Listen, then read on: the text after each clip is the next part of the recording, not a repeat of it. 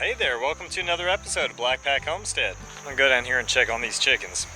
Chris, by the way, everything is just really dying back, y'all.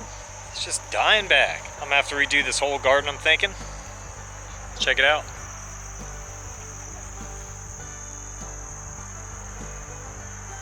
Beans are gone.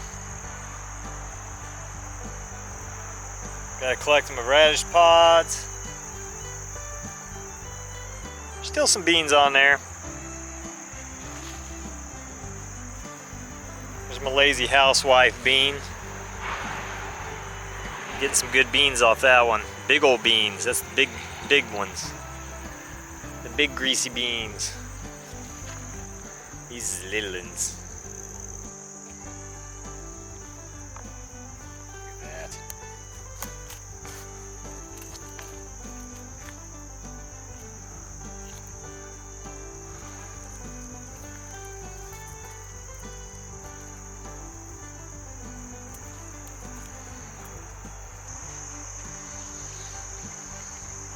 I hate it that the garden's coming to an end.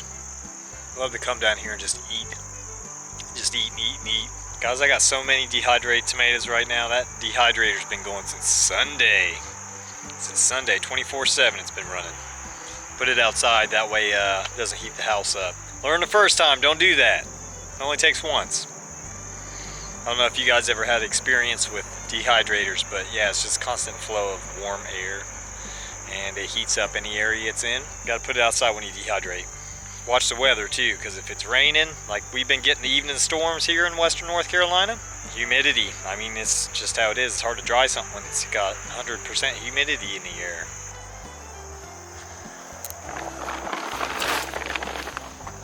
What's up, little quails? I'm really psyched about getting this new generation of quail going here. It's been a little while since I've had a fresh batch of little quails coming out of there, and it's so cool, guys, to have those little guys running around out there, just doing their little bird stuff, and they're mean. Even though they're small, they're still little birds, and they're mean to each other. I hate it. The worst part is watching that incubator and hovering over it, and it'll give you a crick in the neck, guys. We'll sit there and watch these little guys coming out of there, and it's just, you're rooting for them, y'all. You're rooting for them. I think it's about time to get the rest of these elderberries off this plant. It is looking pretty done. Guys, the harvest has been amazing this year. Absolutely amazing. What's up, chickens? Food and water. Alright, gotta get both food and water. Thought I was missing a bird there for a second. I found him. He's hiding out under the rabbit hat here. I know, guys. You gonna be nice to me, big bird? You're a good bird. Normally.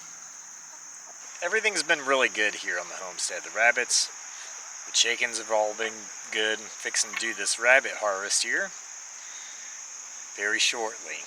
And it's something I always kind of dread. I always kind of dread it, you know. But on the other hand, I'm very thankful to have the meat in the fridge. Probably be doing you a quail video probably tonight, maybe showing tomorrow. We'll see. We'll see how that pans out. You guys like cooking videos? Do you like quail? Have you ever tried to eat any quail? If you have, let me know. If you haven't, it's like turkey, guys. It's really, really, really good turkey. It's the only way I can explain it. It's dark meat. If you like dark meat, that's great for you. Give it a try. You'll be getting meat every 9 weeks or so.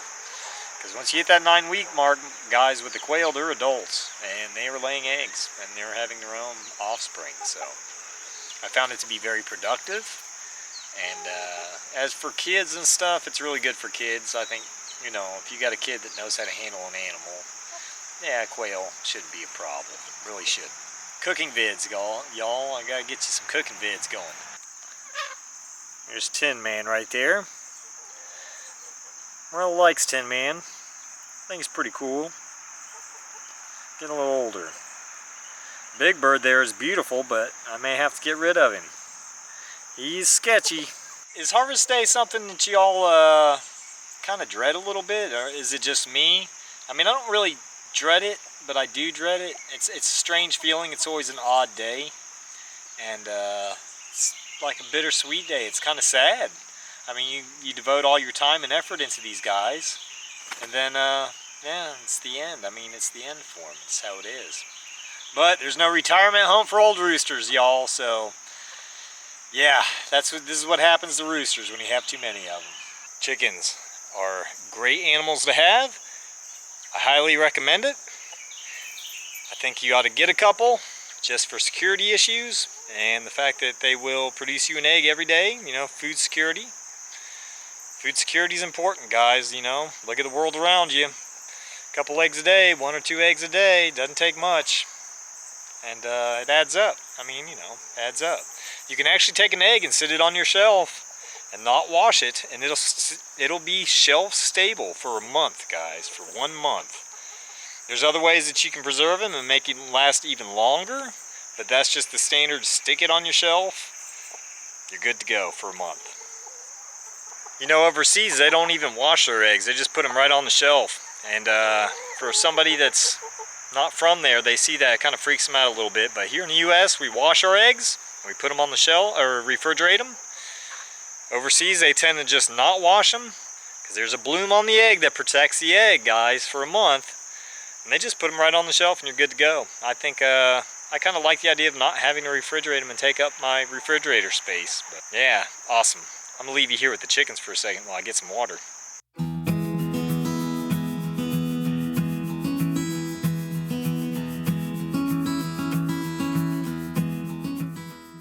I just want to thank you all again for everybody that watches the show. And we always get those faithful watchers, guys. Every day they come out here and watch me. Same routine every day, but different stories, maybe different strategies. Homesteading has been productive. It's been a good venture. Everything about it just kind of makes me happy, you know. I'm glad that I started doing it, especially with the world the way it is. You know, there's nothing wrong with being a little independent and free, having a little control over your food. I know there's a lot of stuff going on in the world, and just kind of buffers against that. You know, there's one thing that always unifies people, and that's food, guys. Everybody needs food. I hope you all have been blessed with some nice weather. Weather here in North Carolina has been hot, and then the evenings come, and storms. The storms along with it. I don't mind the evening rains. I kind of enjoy that. It's a nice cool down from where we sit during the day. I got to collect all my eggs up and get my new batch of quail eggs going tonight, guys. So I think I got enough to probably do. Yeah, it's sad this garden's gonna change dramatically. It already really has, but that's okay. You know, it's the way of the world. New comes in, old leaves. Same way with these chickens or anything else here on the farm. God is good, y'all. Even if we don't deserve it, He's good to us. I know a lot of you guys probably don't like, you know, when I mention that, but it's kind of something I feel obligated to do. I mean, I'm relying on Him. I plant the seed, He makes it grow, guys. He's the one who gives me the harvest. I'd like to say, you know, I did it all, but I didn't. Look at this sunflower. It's got all sorts of friends. It's just one of those things that's nice to have around, to have some form of, like, I wouldn't say it's a grain, but a seed product. Yeah, seed. And every year the garden changes from year to year. A good majority of it is what comes up and what I decide to keep and what not to keep. It'll never look the same every year, and that's a garden that I enjoy. I don't like the same thing every time, every single time. I don't like straight rows, because nature doesn't really work like that. Diversity matters, y'all. You gotta have a good diverse garden, because what it does is it creates those little niches for the good insects to hang out, bad ones too, but they get confused. What a beautiful sky, guys. It's an amazing day today for me anyway.